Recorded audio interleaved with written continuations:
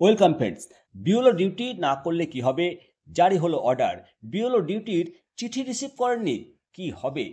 Government of West Bengal, office of the district magistrate, district election officer 11 July 2025 তারিখের 472-এর 2 নম্বর চিঠি দিয়ে জেলার ডিআইদেরকে জানানো হয়েছে। জেলা বিদ্যালয় পরিদর্শক মাধ্যমিক এবং প্রাথমিক সমস্ত ডিআইদের জানানো হয়েছে, subject direction regarding appointment of assistant teacher as below, অর্থাৎ সহকারী শিক্ষকগণ যিনারা বিওলো ডিউটি পেয়েছেন, এই বিওলো ডিউটি পাওয়ার পর চিঠি রিসিভ করেননি বা কাজ করতে অনিচ্ছুক, আপনাদের উদ্দেশ্যে জেলা বিদ্যালয় পরিদর্শক মাধ্যমিক, জেলা বিদ্যালয় পরিদর্শক প্রাথমিক সকলকে জানানো হয়েছে মূলত বুথ লেভেল অফিসার হিসাবে নিয়োগ সংক্রান্ত নির্দেশনা, যেটা ভারতবর্ষের নির্বাচন কমিশনের আদেশ অনুসারে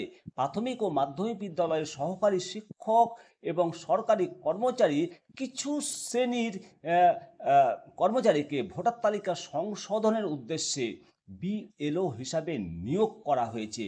তবে নিম্ন স্বাক্ষরকারী অর্থাৎ সংশ্লিষ্ট ডিএম সাহেব বা জেলা মুখ্য নির্বাচন আধিকারিক, ওনার নজরে এসেছে যে সহকারী শিক্ষকগণ নিয়োগপত্র পাওয়ার পরেও সেই চিঠি রিসিভ করেননি বা বিওলো দায়িত্ব পালনে অনিচ্ছুক, যদিও তাদের অ্যাপয়েন্টমেন্ট ইস্যু হয়েছে, মনোনীত হয়েছেন, নিযুক্ত হয়েছেন, তারপরেও তারা অনিচ্ছা প্রকাশ করেছেন। এটি গুরুতর উদ্বেগের বিষয় এবং এটি আইনগত দায়িত্ব লঙ্ঘন হিসাবে দেখা হচ্ছে।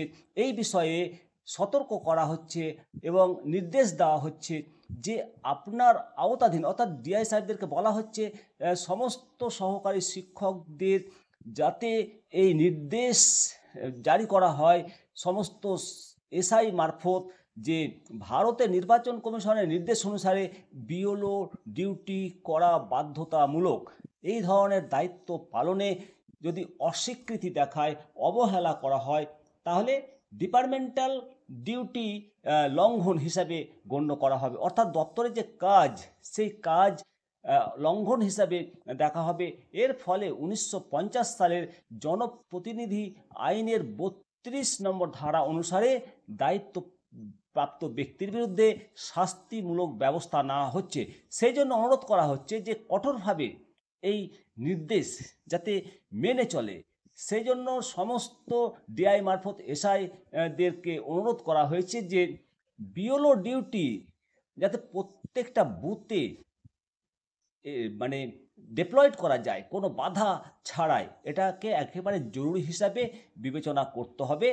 এবং এই মর্মে জানানো হয়েছে যে 1950 সালের সেকশন 32, আপনাদেরকে জানাবো যে 1950 সালের সেকশন 32 এতে কি বিধান রয়েছে। মূলত এতে বিধান রয়েছে যে কোনো ব্যক্তি যদি এই কাজ না করে বা অবহেলা করেন তাহলে আইন অনুসারে দোষী সাব্যস্ত হবেন এবং শাস্তি হিসাবে জরিমানা সহ 3 মাস থেকে 2 বছর পর্যন্ত কারাদণ্ডে দণ্ডিত হতে পারেন।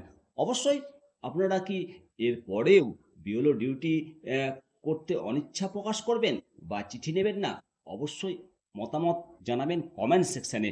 পরবর্তী আপডেট নিয়ে আসবো যে এই সেকশন 1950-এর 32 এই নিয়ে বিশদে আবার পরবর্তী প্রতিবেদনে আনবো এবং সেটেলমেন্ট অর্ডার নিয়ে পরবর্তী আপডেট আপনাদেরকে জানাবো।